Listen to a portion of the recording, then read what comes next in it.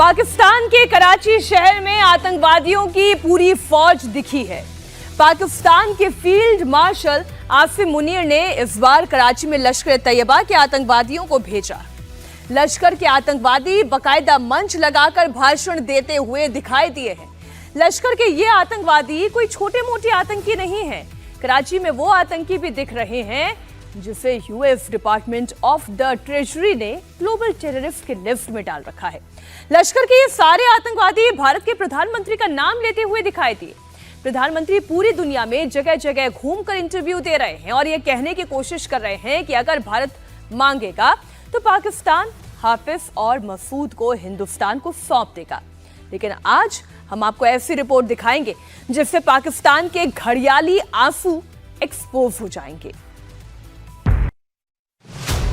कराची में लश्कर तैयबा की रैली में लश्कर के आतंकवादी और आतंकवादियों की जुबान पर मोदी मोदी मोदी मोदी। बस चंद घंटों पहले कराची में लश्कर का मंच सजा। कैमरे पर 10 या 20 नहीं 50 आतंकवादी।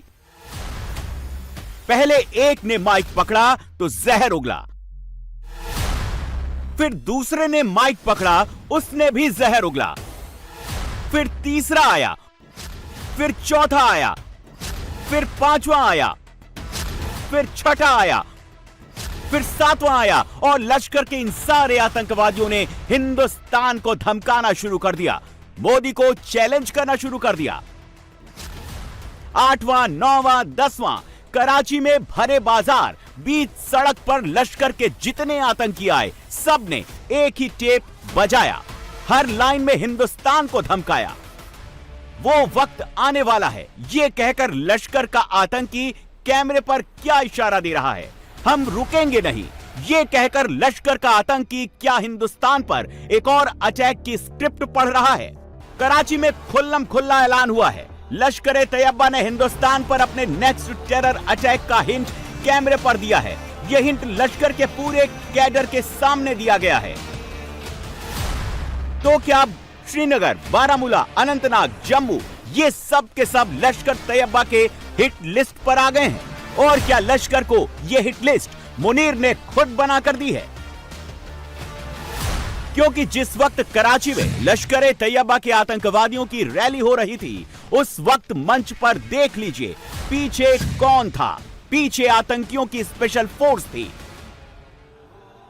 सवाल है कि लश्कर तैयबा के आतंकवादी कराची प्रेस क्लब के बाहर खुद आए या इन्हें इकट्ठा करके लाया गया या इनसे भारत विरोधी टेप बजवाया गया। इसका जवाब यह है कि ये खुद नहीं आए, मुनीर के बुलावे पर आए। मुनीर ने ही इन आतंकियों को बिल से बाहर निकलवाया और भरे बाजार कराची में भारत विरोधी मंच सजवाया।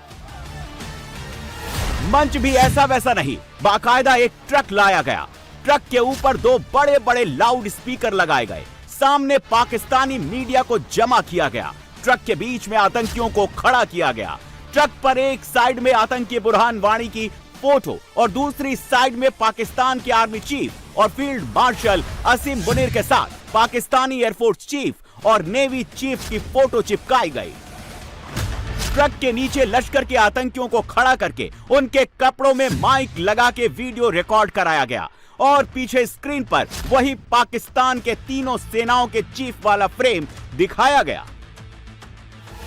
इसके बाद फुल प्रोटेक्शन में लश्कर के आतंकवादियों के इंटरव्यू कराए गए। पाकिस्तान के सारे बड़े न्यूज चैनल्स की माइक आईडी आप देख सकते हैं।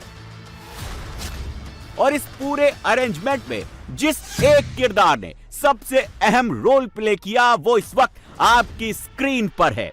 गौर से देखिए कैसे इस आतंकी के ठीक पीछे सिक्योरिटी वाली टोपी पहने मुनीर की स्पेशल फोर्स का जवान खड़ा है और सफेद टोपी में दिख रहा लश्कर का आतंकी जहर उगल रहा है। आप सोचेंगे कि लश्कर तैयबा का ये कौन सा सेट है जो पाकिस्तान के फील्ड मार्शल मुनीर का फेवरेट है। तो चलिए ये जान लीजिए, ये लश्कर तैयबा का आतंकी फैसल नदीम है जो लश्कर के पॉलिटिकल विंग पाकिस्तान मरकजी मुस्लिम लीग का वाइस प्रेसिडेंट है। लश्कर का आतंकी फैसल नदीम न सिर्फ हाफिज सईद का करीबी है बल्कि लश्कर के टेरर एक्टिविस्ट का ऑपरेटर भी है। पाकिस्तान के सिंध प्रांत में यूएस डिपार्टमेंट ऑफ ट्रेजरी ने फैसल नदीम को ग्लोबल टेररिस्ट के लिस्ट में डाल रखा है। ये पाकिस्तान के सिंध प्रांत में लश्कर का चीफ रह चुका है और कुछ दिनों पहले ही इसी फैसल नदीम ने खुद कैमरे पर कबूल किया है कि पाकिस्तान की एस्टेब्लिशमेंट यानी वहां की आर्मी, वहां का फील्ड मार्शल मुनीर न सिर्फ लश्कर को खुलकर सपोर्ट करता है बल्कि लश्कर की पॉलिटिकल विंग पाकिस्तान मरकजी मुस्लिम लीग को भी समर्थन देता है। मुनीर ने अब इसी फैसल नदीम को कराची में भारत के खिलाफ जहर उगलने का टास्क सौंपा है और लश्कर के इस आतंकी ने मुनीर का यह काम खुल्लम खुल्ला बिना किसी रोक टोक के किया है। पाकिस्तान की सेना और लश्कर का यह टेरर कनेक्शन अब पूरी तरह से एस्टैब्लिश हो चुका है और इसका सबूत भी लश्कर ए तैयबा के इसी कराची वाली रैली में कैमरे में दिख गया, क्योंकि जिस वक्त लश्कर के आतंकी भारत पर हमले की धमकी दे रहे थे और सामने की ओर बैठे लश्कर के कैडर चुपचाप ट्रक पर सवार आतंकियों को सुन रहे थे, उन्हीं कैडर के ठीक पीछे एक पोल पर जो पोस्टर लगा हुआ था उसके नीचे बुरहान वानी की फोटो और उसके ठीक ऊपर पाकिस्तान के आर्मी चीफ आसिम मुनीर की तस्वीर थी। यानी कराची प्रेस क्लब के बाहर लश्कर के आतंकी खुद नहीं आए थे, उन्हें लाने वाला मुनीर था। मुनीर ने हाफिज सईद को पहले ही ब्रीफिंग दे दी थी, तभी तो आतंक की इस रैली में जमकर हाफिज सईद का नाम लिया गया, उसे पाकिस्तान का हीरो बताया गया। कराची में सिर्फ हाफिज का करीबी फैसल नदीम ही नहीं आया, इस रैली में लश्कर का एक और आतंकी दिखा जो ट्रक पर फैसल नदीम के लेफ्ट हैंड साइड पर खड़ा था। इस आतंकवादी का नाम है नदीम अवान। ये कहने को सेंट्रल मुस्लिम लीग कराची का अध्यक्ष है, लेकिन लश्कर की कोर टीम का सदस्य है और ये लश्कर के इस वीडियो में साफ साफ क्लियर है।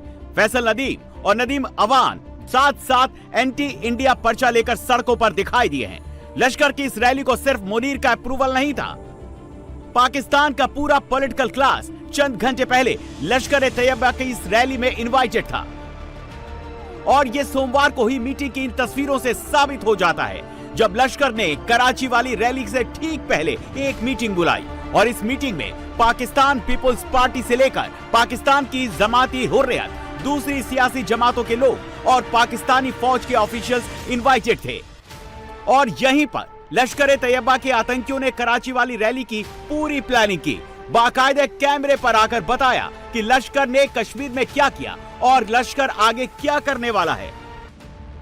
लश्कर ए तैयबा के आतंकवादी बदला लेने की धमकी दे रहे हैं, कश्मीर को पाकिस्तान की रेड लाइन बता रहे हैं, लेकिन अंदर ही अंदर बहुत घबरा रहे हैं और इन आतंकवादियों की घबराहट की दो बड़ी वजह हैं। Number 1 Bilawal Bhutto, number 2 Hina Rabbani Khan. कुछ घंटों पहले बिलावल के एक बयान के बाद लश्कर के कैंप में पैनिक मच गया। हाफिज सईद को लगने लगा कहीं उसे भारत को सौंपने की तैयारी तो नहीं हो रही और अब पाकिस्तान के ही पूर्व विदेश मंत्री हिना रब्बानी खान ने अल जजीरा के एक इंटरव्यू में ये कहकर लश्कर में मोदी का डर बिठा दिया है। पाकिस्तान में एक नहीं हजारों अब्दुल रऊफ जैसे चेहरे मौजूद हैं। वही अब्दुल रऊफ जो भारत के ऑपरेशन सिंदूर के बाद मारे गए आतंकियों के जनाजे में फातिया पढ़ रहा था और उसके पीछे मुनीर की फौज सिर झुकाए खड़ी थी।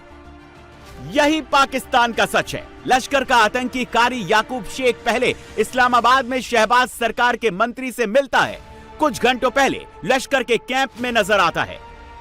कराची में लश्कर के आतंकी रोड शो निकालते हैं, रैलियां करते हैं, भारत को धमकाते हैं और ऐसा करके वो अपना ही नुकसान करते चले जा रहे हैं। पाकिस्तान अब खुद ब खुद हिंदुस्तान को मौका दे रहा है कि मोदी एक और ऑपरेशन सिंदूर का ऑर्डर जारी करे, लश्कर के आतंक का फुल एंड फाइनल हिसाब करे और इसका फैसला मोदी ने कर लिया है। टेरर पर मोदी ने बड़ी लाइन खींच दी है। विदेश में खड़े होकर मुनीर को मोदी ने सीधी चेतावनी दी है। टेरर स्टेट पाकिस्तान का बैंड बजना तय है, ये पूरी तरह कंफर्म है। मोदी ये काम देश के बाहर रहकर भी कर रहे थे। FATF की लेटेस्ट रिपोर्ट ने पाकिस्तान को कटघरे में लाकर खड़ा कर दिया है। ऊपर से मोदी सरकार FATF को 3 चिट्ठियां भी भेज चुकी है, बता चुकी है कि पाकिस्तान को FATF की ग्रे लिस्ट में डालना क्यों जरूरी है। पाकिस्तान स्पॉन्सर्ड आतंक पर भारत के रुख में इसलिए भी वजन है क्योंकि अब खुद FATF ने अपनी रिपोर्ट में लश्कर ए तैयबा और जैश ए मोहम्मद जैसे आतंकवादी संगठनों को दुनिया के लिए खतरा बताया है। और कराची में खुल्लम खुल्ला लश्कर का कैंप लगने के बाद ग्लोबली भी पाकिस्तान का आतंकी चरित्र खोलकर दुनिया के सामने आ चुका है और इस्लामाबाद में अभी से भारत के हमले को लेकर पैनिक मचने लगा है। पाकिस्तान में जो कमेंट्री चल रही है वो तो आपने सुन ली, लेकिन पाकिस्तान में कोई भी धंधा बगैर आर्मी की इजाजत के नहीं चलता। जनरल आसिम मुनीर के देश में अब एक नया बिजनेस शुरू हुआ है और यह कारोबार खुद पाकिस्तान की सरकार ने शुरू किया है।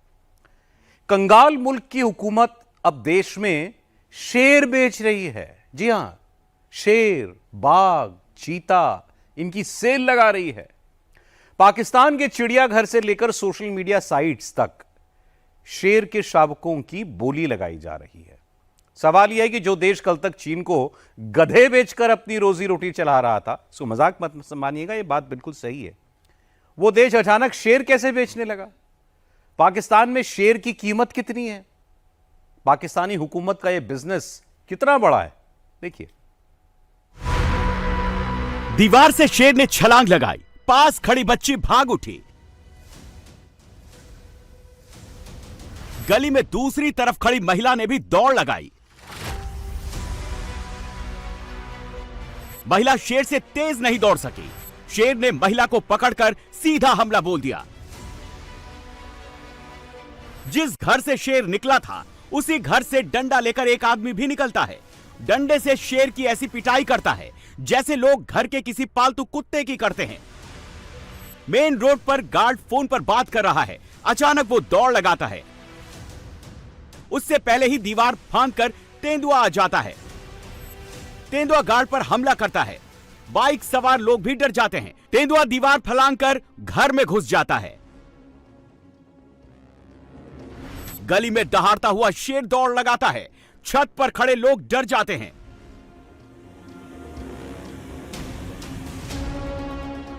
दौड़ता हुआ शेर गली के नुक्कड़ पर गिरता है, खड़ा होकर एक घर की खिड़की पर हमला बोलता है और आगे चला जाता है।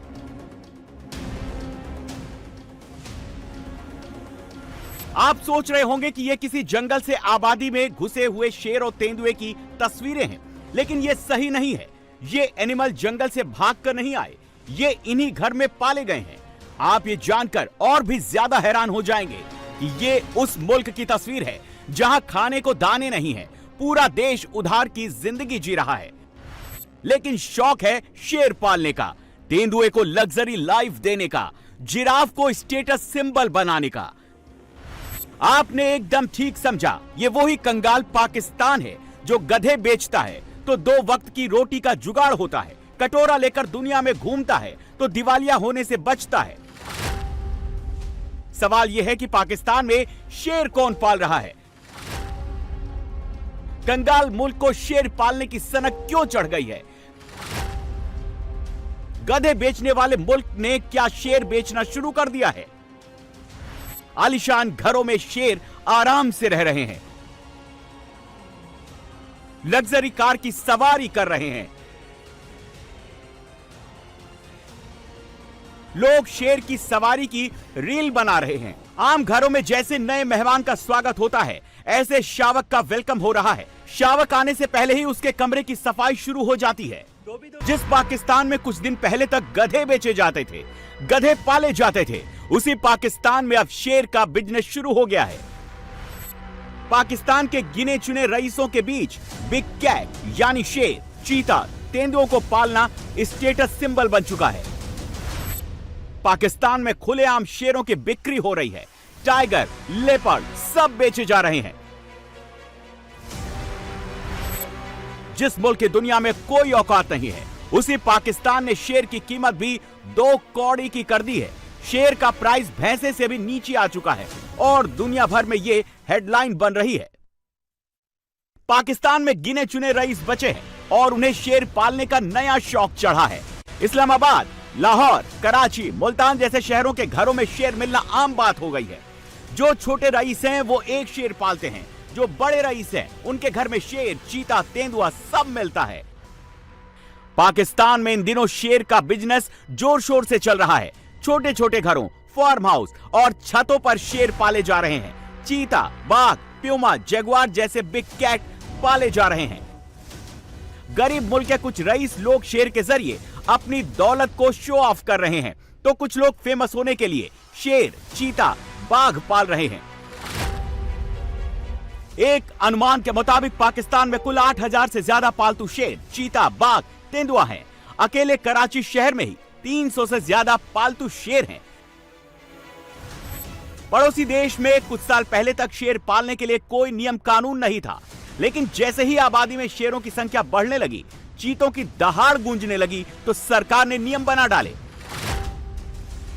पाकिस्तान में शेर, चीता, बाघ जैसे बिग कैट पालने के लिए 50,000 रुपए यानी 15,000 इंडियन रुपए की एक मुश्त फीस जमा करनी होती है, जिसके बाद आपको खूंखार एनिमल पालने का लाइसेंस मिल जाता है। इन्हें पालने के लिए एकमात्र शर्त यह है कि पालने वाली जगह आबादी से दूर जंगल में हो और इनके लिए प्रॉपर पिंजरे बनाए जाएं। लेकिन नियम मान लिए जाएं तो वो पाकिस्तान ही क्या, कुछ लोग 50,000 रुपए देकर गली मोहल्लों में शेर पाल रहे हैं, तो कुछ रसूखदार लोग बिना फीस दिए ही शेर की सवारी कर रहे हैं। पाकिस्तान में लोगों ने पहले अफ्रीकी देशों से शेर खरीद कर मंगवाए। 9 से 12 लाख रुपए देकर शेर पाकिस्तान लाए गए। रईसों में जैसे ही शेर पालने का शौक बढ़ा, तो पाकिस्तान की सरकार और लोगों ने इनका कारोबार ही शुरू कर दिया। पाकिस्तान में शेर, चीतों की होम डिलीवरी शुरू कर दी गई। पाकिस्तान में चिड़ियाघर में 1.5 लाख पाकिस्तानी रुपए देकर शेर खरीदा जा सकता है। इस शेर की उम्र 2 साल से ज्यादा होती है, जबकि कम उम्र के शेर यानी शावक की कीमत ज्यादा होती है।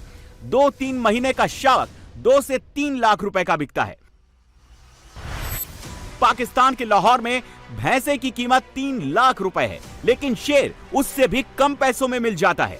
कारोबार इतना ज्यादा बढ़ चुका है कि अब सोशल मीडिया पर भी खूंखार जानवरों की बिक्री शुरू हो गई है। फेसबुक जैसी सोशल साइट्स पर शावक यानी कब्स की बिक्री के पोस्ट डाले जाते हैं। सोशल मीडिया पर डील होने के बाद 48 घंटे में शावक की होम डिलीवरी हो जाती है।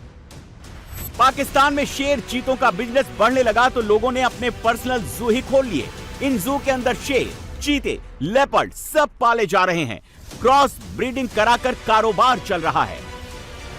यह पाकिस्तान में फौजी नाम के शख्स का ब्रीडिंग सेंटर है, जिसके पिंजरे में 2 दर्जन से ज्यादा बिग कैट्स कैद हुए हैं। इस सेंटर में वो वाइल्ड एनिमल्स भी अवेलेबल हैं जो आमतौर पर हर देश में नहीं मिलते हैं। इस्लामाबाद, कराची, लाहौर, हर शहर में आपको शेर बेचने वाले जू मिल जाएंगे। जगह जगह ब्रीडिंग सेंटर्स खुले हुए हैं। पाकिस्तान की सरकार भी चिड़ियाघरों में शेरों के बच्चे बेच रही है, लेकिन अभी भी पाकिस्तान की सरकार ने गधे बेचने का पुश्तैनी कारोबार बंद नहीं किया है। शेर के साथ पैरेलल गधों का कारोबार बदस्तूर चल रहा है। पाकिस्तान में 2023-24 में गधों की आबादी 59 लाख थी, जो 2024-25 में बढ़कर 60 लाख हो गई। पाकिस्तान हर साल 2 लाख गधे चीन को बेचता है। पाकिस्तान की जीडीपी में गधों का बड़ा कंट्रीब्यूशन माना जाता है। पाकिस्तान में 5 करोड़ से ज्यादा लोगों की रोजी रोटी गधों के कारोबार से जुड़ी है। चीन पाकिस्तान से गधों का सबसे बड़ा खरीदार है, क्योंकि चीन में दवा और मांस के लिए गधों की डिमांड बहुत हाई होती है। पाकिस्तान में एक गधे की कीमत 30,000 से 50,000 रुपए तक होती है, और इसमें कुछ पैसे मिला दे तो 2 शेर आ जाता है।